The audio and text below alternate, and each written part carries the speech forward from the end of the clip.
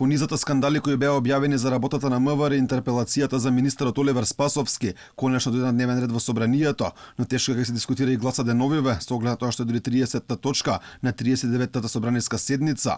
Ова интерпелација се совпаѓа со период кога опозицијата ги објави аферите Мафија и Мафија 2, првата за давање македонски лични документи со лажни имиња на регионални, европски и светски познати криминалци и наркобосови, втората пак со доделување на 20.000 дупликат матрични броеви на македонски граѓани.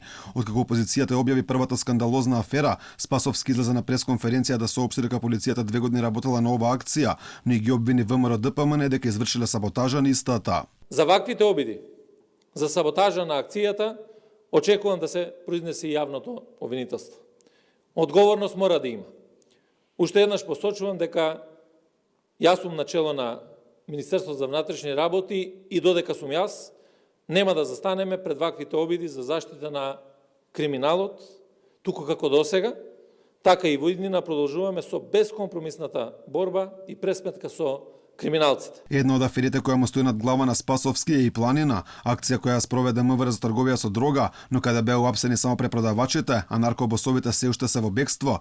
Тогаш беа објавени фотографии на кои јасно се гледа министерот со лица кои во подземјето важат за познати наркобосови. Сепак за Спасовски фотографиите биле шпекулации. Па ви извадија слики, сте се сликале со луѓето на ифтар, па тука може и прашање, имате 15 советници, толку ли нема човек што кој одите на терен да ја посоветува да внимавате со кого се дружите, за кого се сликате.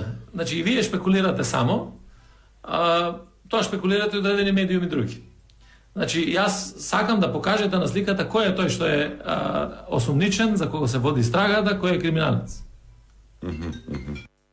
Значи лесно е да земете слика и да кажете да, овде седат криминалци. Покрај интерпелацијата за Спасовски, опозицијата поднесе интерпелации за вице-премиерот за борба против корупцијата Љупчо Николовски и министерот за правда Бојан Маричиќ, но тие не беа ставени на дневен ред на 39-та собраниска седница со образложение на собранискиот спикер дека биле дел од 36-та, на која со договор на сите партии беа тргнати други точки освен оние за 5-тиот сет економски мерки.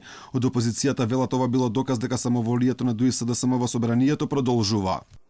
Побаравме на денешната седница да се стават на дневен ред интерпелациите за Љупчо Николовски и Бојан Маричиќ. Граѓаните секојдневно се сведоци за зголемен степен на корупција. Граѓаните секојдневно гледаат дека ниту еден чекор не е насочен кон реформа на правосудството. Тоа го нотираат и сите релевантни меѓународни институции. Интерпелацијата против министерот Спасовски ја поднесоа пратениците на Алијанса за албанците Алтернатива, а поддршка за истата најавија дека ќе дадат и сите други опозицијски пратеници.